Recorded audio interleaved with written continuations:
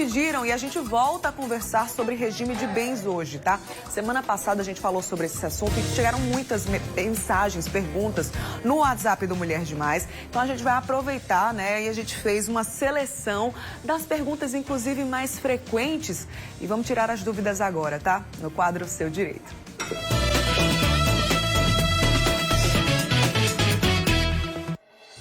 Regime de bens é, portanto, o assunto de hoje. Eu recebo mais uma vez o advogado Hugo Vilar para conversar com a gente sobre esse assunto. Bom dia. A gente tinha prometido, né? Promessa é dívida, estamos aqui. Tudo certo. E, ó, gente, a gente recebeu muitas mensagens no WhatsApp. A gente separou várias delas em telinhas para a gente esclarecer. Mas se você não teve tempo, não conseguiu mandar sua mensagem, vai mandando que o WhatsApp tá aqui comigo, né? Se surgir alguma pergunta diferente, a gente traz aqui ao vivo, tá? 991050400. Antes de trazer essas perguntas, doutor, vamos fazer uma revisão, uma recapitulada, né? Já que o assunto a gente começou lá na semana passada. Quem não acompanhou assim, ainda com algumas dúvidas, né? Vamos primeiro fazer tipo uma revisão, né? Uma retomada. Explica pra gente o que é que a gente conversou na semana passada de forma resumida pro pessoal. Tá. De forma geral, a gente falou sobre os regimes de casamento, certo? Sendo que, acredito eu, né, que a maior dúvida que a gente vai ter hoje vai ser, em especial, sobre o regime da comunhão parcial, que é o que se equivale ao da união estável. Sim. Né? Quando você não tem o regime devidamente formalizado, ele vai virar a comunhão parcial. Na comunhão parcial, tudo aquilo que tiver adquirido a partir da constância do relacionamento, da formalização dele, certo? Vai ser do casal. O que for anterior, o que for pretérito a isto, certo? É única e exclusivamente do adquirente. Certo. Então, se eu adquirir um bem hoje e casei semana que vem, ele é só meu. Certo. Ele não vai entrar com o da minha noiva, da minha futura esposa. Certo. Entendeu? Então, ele vai ser só meu. Mas se for durante a constância desse relacionamento, aí sim, aí vai ser dos dois. Por que essa pequena revisão? Porque eu acho que muitas das perguntas podem vir nesse sentido. Sim. Perfeito, então. Vamos aí, ó, revisão feita. Vamos soltar aí a primeira tela com uma pergunta que apareceu na semana passada, tá? Essa pergunta é a da Fernanda, de Solânia. A minha dúvida é sobre os direitos dos filhos do primeiro casamento do meu esposo. Na separação, tudo que ele adquiriu no primeiro casamento, ele deixou para os filhos. Hoje, esses filhos dele, desse primeiro casamento dele, têm direito aos bens que nós dois estamos tentando conquistar e construir juntos? Achei uma pergunta bem pertinente, doutor. E aí, como é que fica a situação dos filhos? Então, filho é filho. Em resumo, a melhor resposta que pode ser dada é essa. Filho é filho e não vai mudar em hora nenhuma, certo? Então, sobre a parte dele, tá? Os filhos vão ter direito. Certo. Se tiver 2 carros, numa eventual herança, ela vai ter direito a meia parte dela e o outro ficaria a ser dividido com os filhos. Entendi. Né? Seria bem simples mesmo, como eu disse. Filho é filho. Então não importa se é adquirido antes, se é adquirido depois, ele não vai sair da herança, não é porque ele antecipou que vai ter qualquer mudança. Na prática é o seguinte, o que é dela e o que é do esposo vai para os filhos. É mais ou menos Isso, assim? assim, não foi, tendo sido adquirido na constância do casamento, ela não vai ter direito à metade? Isso, Isso. A metade dela está garantida. Beleza. Né? Não é porque do casamento anterior, que foi aquilo que eu falei, do casamento anterior, se ele já deixou o que ele tinha para os filhos, ok. Mas o que foi adquirido nessa nova união com ela, certo? A metade dela está resguardada. E a metade dos filhos também vai estar resguardada. Perfeito. Mais uma pergunta na tela aqui no quadro Seu Direito no Mulher Demais. Uma pessoa que é casada e não se divorciou, mas convive com outra há mais de 5 anos. As duas, no caso aí, pode ser o ex-esposo ou ex-esposa e o atual, tem direito a seus bens? É a pergunta do André, de Santa Rita. Quando ele fala se divorciou, ele fala em separação de direito, em quem foi formalizado. Mas existe a separação de fato. Né? Essa separação de fato já ocorreu, né, há 5 anos atrás.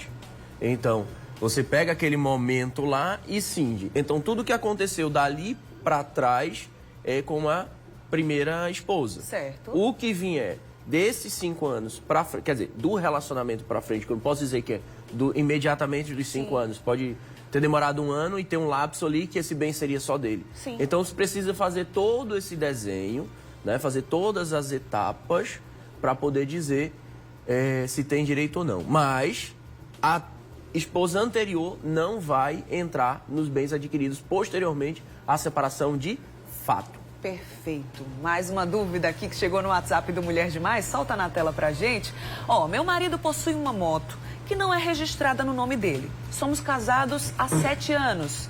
Tenho direito, mesmo sem estar no nome dele? A moto está no nome do antigo dono, é a Eric Kelly, de Cruz das Armas. Como é que fica na situação desse bem específico aí, doutor Hugo? É uma situação bem comum, né? Muito comum. Principalmente com imóvel. Acontece muito de se comprar um imóvel e não fazer o registro, aquela questão de ir no cartório, pagar a escritura. Sim. Então, é bem comum. Qual é que é a verdade, né? Vamos pensar aqui num processo, qual é a verdade real do processo, né? Da questão da separação de fato. Né? Pode não ter ocorrido de direito, mas ocorreu de fato. Sim. Aqui, qual é a realidade de fato? O bem é de quem? Ele não é do dono anterior, o bem é dele. Então, eventualmente, vai precisar fazer a venda, ainda que não esteja registrado, porque sabe-se que aquele bem é dele. Sim. Né? Senão, aquela famosa história do laranja, de colocar o bem em nome de terceiro e tudo mais. Então, você estaria beneficiando o fraudador. Entendi. Mais uma pergunta na tela aí. A gente está dando uma acelerada aqui, porque como eu falei para você, foram muitas perguntas, né? Então, a gente está tentando aqui acelerar esse processo para responder o máximo de perguntas que a gente conseguir, tá? A Sandra de Mangabeira pergunta o seguinte: eu financiei um carro no meu nome. Em caso de separação, eu devo vender o carro para dividir com o meu parceiro? Como é que fica essa situação aí? Vamos lá. A gente volta da semana anterior, que a gente fala em esforço comum. Uhum. Foi adquirido na constância do relacionamento, independentemente de quem pagou. Sim. É considerado um esforço comum de ambos, certo? Então, se foi adquirido na constância mediante esforço comum, então ela tem de dividir, né? Seja vender ou indenizar ele com algum outro bem. Se tivesse 2 carros, cada um ficaria com um. Certo. Se só tem um, ou ela paga metade a ele, ou vende e entrega metade a ele. Então, nesse caso aí, independente de estar no nome da Sandra ou não, se foi comprado, financiado esse carro durante esse casamento, no caso aí, se tiver uma separação, de fato vai precisar ir para os dois, né, doutor? Sim, é o que eu estava falando, que o que vale é a verdade, né? O que é fácil de comprovar? O que é que efetivamente aconteceu? O que aconteceu é que foi adquirido pelos dois, era bem de uso dos dois, e aí você só vai precisar levar a juízo a informação de que o bem é dos dois e foi adquirido na constância do casamento.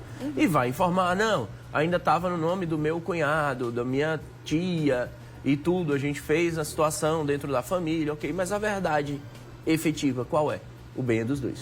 Deixa eu perguntar aqui, fazer uma pergunta, na verdade, muito comum, aproveitar a questão da Sandra de Mangabeira para perguntar o seguinte: ela fez um financiamento, digamos que esse carro já esteja quitado, tudo bem, mas se sim não tiver quitado, as dívidas também, em caso de separação, vai para os dois também, doutor? Não, dívida não.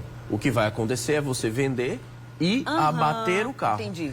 E assim, vamos lá, o carro custava 50 mil, foi financiado 25, aí vai ter de fazer o equivalente para os dois, né? Porque você não pode dizer que o carro vale 50, porque eu ainda vou ter de arcar com os outros 25. Entendi. Efetivamente, o que foi adquirido foi só 25.